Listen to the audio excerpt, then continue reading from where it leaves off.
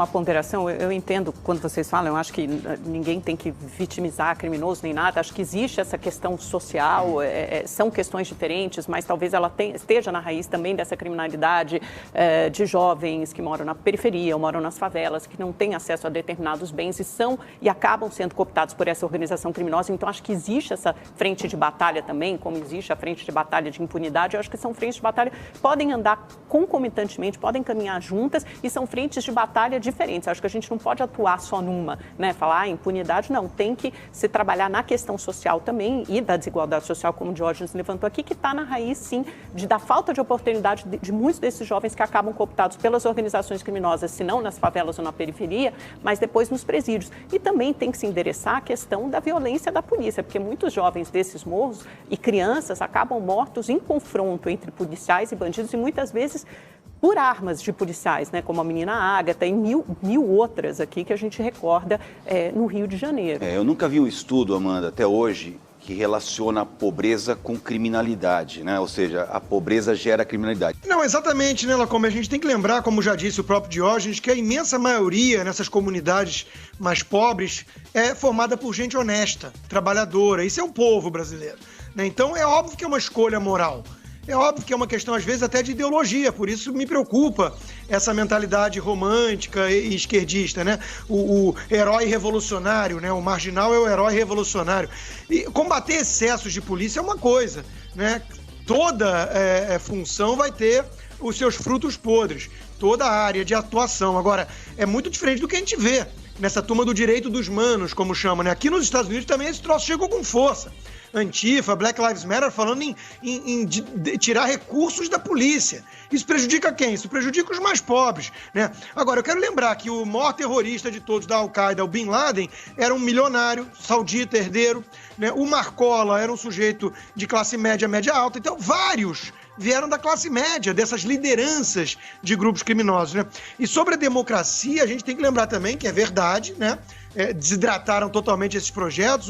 O capitão Derrite está mostrando a dificuldade de levar adiante projetos para endurecer ou encarecer o crime, mas é uma democracia muito disfuncional. O Rodrigo Maia concentra muito poder e teve 70 mil votos, mais ou menos, né? Então, a gente sabe, por exemplo, que o PSOL não tem representatividade popular, mas domina redações de jornais Brasil afora. Então, há um peso muito diferente, muito desigual nesse aspecto.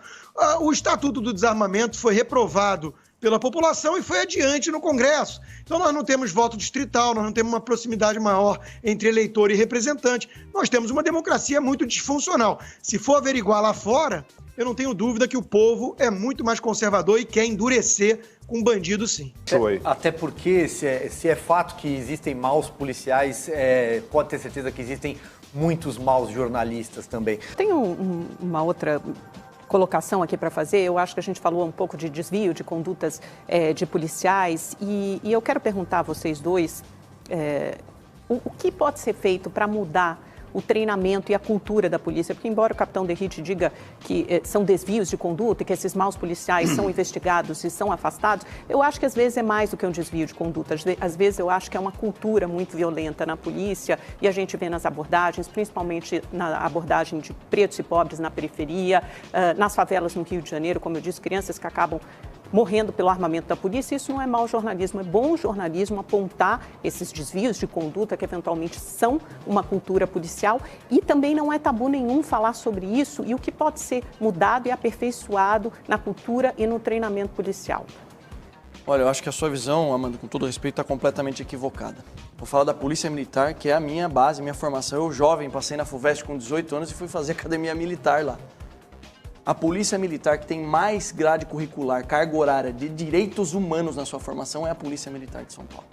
É sim uma quantidade ínfima perto da grandiosidade do que a Polícia Militar de São Paulo faz. A Polícia Militar de São Paulo atende 45 mil ligações 190 por dia.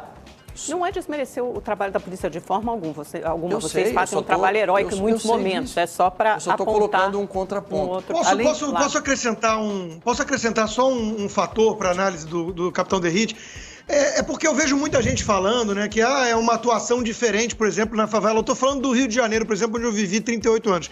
É uma atuação diferente quando a polícia vai no Rio, na favela, no morro, e quando age no Leblon ou Ipanema, né, ou Copacabana.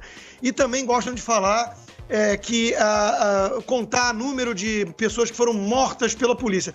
Bom, se você tem um confronto e se a situação é uma cena de guerra onde na favela os bandidos estão altamente armados e entrincheirados, eu realmente gostaria de saber como é que você vai ter um confronto sem ter perdas humanas, né? Porque não é uma questão de preconceito racial, isso realmente não vejo nenhum sentido nisso. Agora, achar que vai subir cantando Imagine, do John Lennon, e soltando bolhas de sabão, né? E com isso, chamar todo mundo para uma conversa, é realmente uma coisa utópica.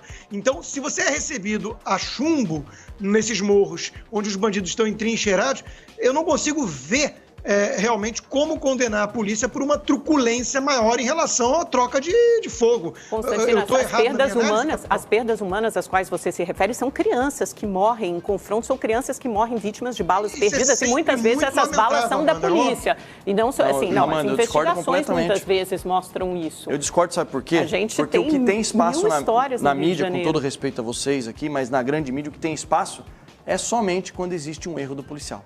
Então, isso que eu ia falar, o erro é a generalização, é atacar a instituição por conta de maus policiais, que são minoria. A gente está falando de bandido até agora, todas as ações na Araraquara, belo trabalho da Polícia Federal, mas você está falando você está falando de vidas tiradas pelos policiais. O policial, ele entra em confronto e mata, assim, criminoso. Ele não sai de casa hoje, vou matar um cidadão. Aliás, claro que não, ninguém. Aliás, as pessoas de bem nas favelas, nas comunidades, elas são usadas pelos traficantes como escudo. E deixa eu só trazer um apontamento, Lacombe.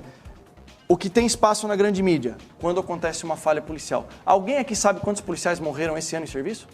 Sabe, Amanda? Eu acho até que, na verdade, eu até sei. No Rio nós tínhamos um por dia. Mainstream não mostra, por dia. Não, eu vou falar. 172 policiais foram assassinados, 62 em serviço. Essa é uma pergunta também. A violência se volta contra os policiais. E digo mais, desses 172 policiais mortos, quase 70% são negros. Alguém falou isso?